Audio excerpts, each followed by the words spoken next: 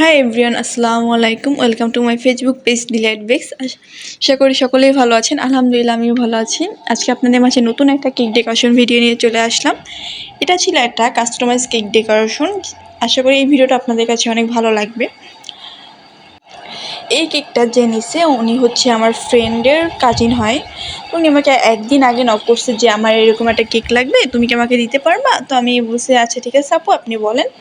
তো তার সাথে কথা বলার পর সে আমাকে যে রেফারেন্স পিকচারটা দিছে, ওইখানে দুইটা নন এডিবল কিছু কাপেলের পিকচার ছিল দুইটা। তো ওই পিকচার দুইটা আমার কাছে অ্যাভেলেবেল যেহেতু ছিল না ওই মুহূর্তে, আমি বরিশালে কয়েকটা পেজ নক করি, ওদেরও পাই না যেহেতু আমার লোকেশন বরিশালে। তো না পাওয়ার পর আমি সবাই আপুকে বললে যে আপু এরকম পিকচার পাচ্ছি না, ওইখানে আমি আপনার মানে অন্য কোনো কিছু করে দিলে ভালো হবে কি না, বা এখানে আপনি চাইলে আপনার পিকচারও বসাতে পারবেন। সে বলতেছে যে এখানে কি আমি আমার পিকচার বসাতে পারবো, কাপেল পিকচার? তো আমি বলছি হ্যাঁ পারবেন, ওটা কাস্টমাইজ করে নিতে হবে।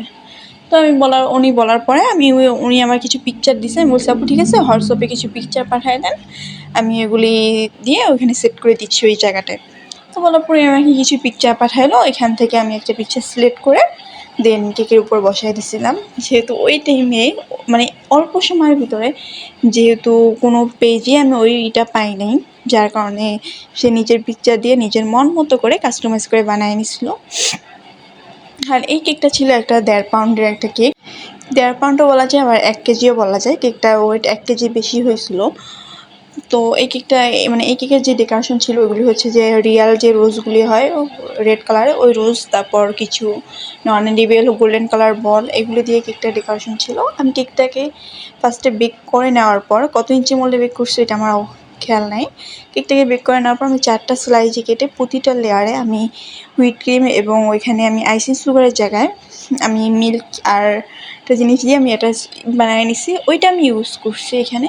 দেন ওটা ইউজ করা প্রতিটা লেয়ারে আমি ওই সেম পানিটা দিয়ে, মিল্কের যে পানিটা ছিল ওই পানিটা দিয়ে তারপর হুইট ক্রিম দিয়ে কাভার করে নেওয়ার পরে তারপর আমি কেকটাকে কিছুক্ষণ ফ্রিজে সেট হইতে দিছি, অল্প একটু ক্রাম পুটিং করে ফ্রিজে সেট হইতে দেওয়ার পরে ফ্রিজ থেকে নামায় বের করে তারপর পুরো কেকটাকে আমি হুইট ক্রিম দিয়ে কাভার করে নিছি। নেওয়ার পরে আমি ব্রাশের সাহায্যে কেকের চারপাশে এবং মাঝখানে এটা ডিজাইন করে দিছি। দেওয়ার পরে আমি কেকটাকে আবার আরও কিছুক্ষণ ফ্রিজে সেট করছি, সেট করে তারপর আমি কেকটাকে কাট করছি।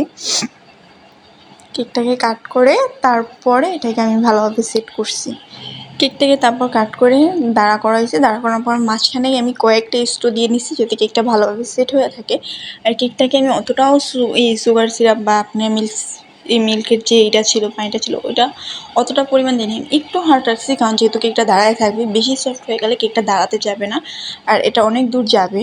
তো যার কারণে আমার লোকেশন থেকে একটু দূরে যাবে, যার জন্য আমি এটাকে আর অতটাই করি নেই, মানে বেশি একটা পানি দিই নেই। অনেকেই আছেন যারা আমার পেজে নক করেন যে আপু কেক নিব, তো যাদের মানে অনেকে দূর দূর থেকে আমার পেজে নক করেন যে আপু কেক নিতে চাই, এরকম কেক নিব, প্রাইস কীরকম। তো তাদের উদ্দেশ্যে বলা, আমার লোকেশন হচ্ছে যে বরিশাল সিটির ভিতরেই আমি ডেলিভারি করতে পারবো। যদি বরিশাল সিটির ভিতরে আপনারা হয়ে থাকেন তাহলে আমার কাছে অর্ডার করতে পারেন।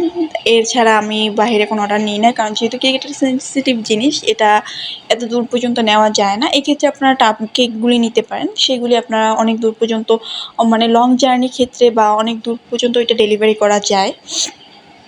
তো দেখতে দেখতে আমার কেকের ডেকোরেশন অনেকটাই অলমোস্ট ডান। কেকে যে আমি যে রোস্টটা ইউজ করছি, রোস্টটাকে আমি এনে ভালোভাবে পরিষ্কার করে ওয়াশ করে তারপর আমি কেকে প্রতিটা যে থাকে ওটা কি বলে ডার্ট থাকে, আমি ডার্টগুলিতে আমি পেঁচায় নিছিলাম, ওটা কি বলে কষ্টে পেঁচে তারপর আমি কেকে ইউজ করছি। দেন এখানে যে পাতাগুলি ছিল ওইগুলি খুব ভালোভাবে ওয়াশ করে তারপর আমি এখানে ইউজ করছি।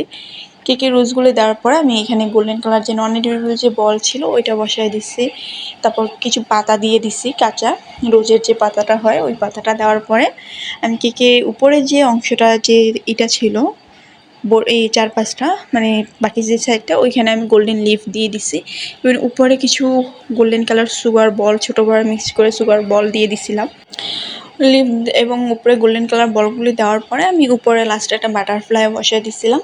তারপরে আমি এখানে গোল্ডেন কালার কিছু পাতাও বসাইছি, যেটা ভিডিওতে আপনারা দেখতে পাচ্ছেন। দেন এটা হচ্ছে আমার কেকের ফাইনাল আউটকাম। অবশ্যই আপনারা কমেন্ট করে আপনাদের মতামত জানাবেন যে আমার এই কেকের ডেকোরেশনটা কেমন। কেমন হয়েছে। আশা করি এই ভিডিওটা আপনাদের কাছে অনেক ভালো লাগবে। আর কেকের পিকচারটা আমি এরকম রাউন্ড শেপের করে কেটে নিয়েছিলাম যাতে কেকটা বসালে সুন্দর লাগে দেখতে। আর এটা ছিল তাদের 12 বছরের অ্যানিভার্সারি কেক ছিল। তো আমি যখন আমাকে আপু এই লেখাটা লিখতে বলছে তখন আমি এখানে 12 দেখে অবাক হয়ে গেছি। যেহেতু আপুর বয়স মানে আপুকে দেখলে মনে হয় না যে আপুর বিয়ার বয়স 12 বছর, বিবাহবার্ষিকীর বয়স 12 বছর। তো আমি যখন সে যখন কেকটা নিতে আসছে আমি ফার্স্টে থেকে সামনাসামনি দেখে অবাক হয়ে গেছি। এই কেকের ভিডিও, পিকচার মানে কিছু রিলস ভিডিও, তারপর পিকচার এবং কেকের রিভিউ এগুলো সব আমার পেজে পোস্ট করা হয়েছে, কিন্তু এই ভিডিওটাই আমার পেজে পোস্ট করা হয় নাই। এটাও অবশেষে করে দিলাম। আজকে এই পর্যন্তই, দেখা হচ্ছে নেক্সট কোনো ভিডিওতে। আল্লাহ হাফেজ।